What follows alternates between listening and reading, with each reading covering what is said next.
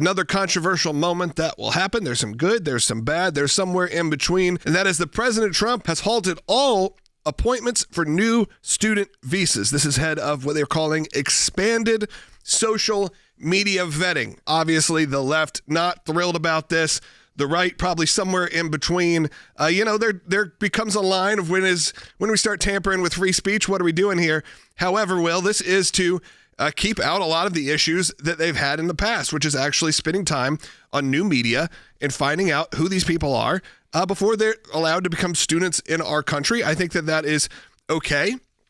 I think that the arbiter of that is going to be a bit fishy, because if right now it's the Trump administration's crew, next time when it is a more liberal crew, because we know the pendulum swings, it just happens. So what this practically does is puts on hold this student visa process while they revamp and change the way they do the vetting for these visas. It's not as if they were not vetting the individuals coming in already. That's a part of the process. To get a visa, you go through a vetting process. You have an appointment for this. So what they're looking at is revamping the program to change what they look for, knowing that a lot of students here on foreign exchange type visas, foreign visas for student purposes, what they're doing is looking through and saying, oh, a lot of these people were in the middle of these pro-Hamas protests, calling for genocide, echoing the talking points of Hamas and things of that nature. So they're looking at a better way to vet these individuals, to make sure they're not missing anything, not making sure that they're not coming in and trying to subvert the American Constitution, the American way of life, American values. And yes, it does bring up questions that I think we will get into in the next segment about the Constitution, free speech. But one thing that, if you've listened to this broadcast for a long time or been around, constitutional law and talk, you know that it's a well-known quote that the Constitution is not a suicide pact, meaning that the liberties that are given by God and protected by the government under the Constitution does not mean that you can assure your own destruction through those liberties, and that you can't yell fire in a crowded theater. There are limits what are the to the consequences. I think we have to make sure we build those parameters and make sure that they're safe. I think that is always a concern when you start saying this speech is good, this speech is bad, this speech is allowed, this isn't, because like I said, when that pendulum shifts, when that pendulum swings, and all of a sudden it's not a conservative president, it's not a conservative administration, now all of a sudden our conservative talking points, or what's considered hate speech, or what's considered speech that will not be allowed in our U.S. universities. We all went through that on the social media side of this. I think that's maybe why. Maybe I have some PTSD from the years of being censored and having to every day feel like we were having to be very, very careful on the words you could or couldn't say, and having to make sure that we are fighting back against big tech and big social when they were coming after us. That goes, okay, now the government's looking into it. Current administration, I think I'm probably okay. But let's say, down the road, you have a different administration, but they've built these standards. What's that look like? A little bit of nuance in my take and on the Constitution and the Bill of Rights is that we don't believe that the government gives these rights to Americans. We believe they're God-given rights. These are human rights, the right to free speech, to freedom of religion. It's not the government that gives us these rights. It's God that gives us these rights, and that we have protections in the amendments to ensure the government doesn't violate our God-given rights. But our God-given rights don't come without consequences as well. And once again, the Constitution is not a suicide pact. It doesn't mean that we have to ensure the destruction of America through the Constitution and the freedoms that it gives. And it's not like vetting students here on visas is new.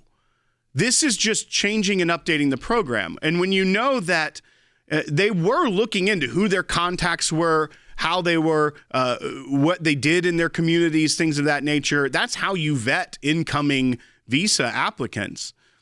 If if social media vetting wasn't a part of the visa review process, that is shocking.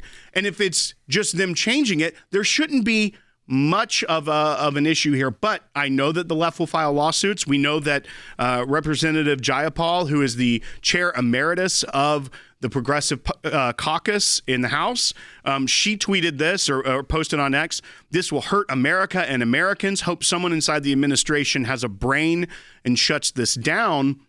But she's like-minded with the Chinese government, who has put this statement out saying that China upholds that normal education cooperation and academic exchanges should not be disrupted. We urge the U.S. to effectively safeguard the legitimate rights and interests of all international students, including Chinese students overseas. Just so everyone knows that there was roughly 400,000 student visas issued in the year 2024. Of those, 398,000, so over half, were from China. So China has a vested interest in this. Of course. And we know that the Chinese regime, the CCP, it is finding ways to infiltrate the United States, whether it be through education, through the Confucius Centers, through their consulates. We know that the Houston consulate was shut down by Secretary of State Mike Pompeo because it was an espionage center. So when you're hidden police stations, when more than half are coming from China, and the Chinese government are the ones that are the most upset and speaking out like, whoa, let's safeguard the legitimate rights of people here. Maybe that's a sign that you're doing the right thing. Yeah, maybe that's a sign that you're doing the right thing. Rick, I wanted to get your take on this. This is that the Trump administration is pausing new student visa appointments while they restructure their vetting process. It's nothing new that visa applicants are vetted. Refugee programs are vetted, or at least are supposed to be, depending on which administration it is. We're already starting to see outcry, but one of the most interesting sources of this outcry of how dare they vet student visas is coming from the Chinese government with this quote: "We urge the U.S. to effectively safeguard the legitimate rights and interests of all international students, including the Chinese students overseas." I think, to me, that quote proves exactly why there needs to be expanded vetting of student visas in this country. What are your thoughts on it? Look, I have been running in the past. I have run the visa line for the embassy in Berlin and for our consulates in Frankfurt and in Munich. We take all of these issues very seriously. There's a vetting process. We look at people's social media. If you are on social media complaining about the U.S. government's policies before you get a visa, you're going to be denied a visa. This is just the fact. We don't want troublemakers coming into the country before you even have a visa. And so the strict policy of are you coming to be a tourist and be a student and learn, or are you coming to actually foment, political violence or problems, is a very real thing. And by the way, there are hundreds of thousands of people waiting in line that want to come here on a student visa. We get to pick and choose because our universities are great and people want to come here. And so we should take only the cream of the crop. We don't need to take the troublemakers. And this is what other countries do. You couldn't go and get a visa to go live in Germany if you were critiquing the government of Germany and calling for violence or chaos against the German government. They're not going to give you a visa. This is just common sense. We are so excited to announce the ACLJ's brand new app, completely redesigned to provide you with the best tools available to partner with us at the ACLJ.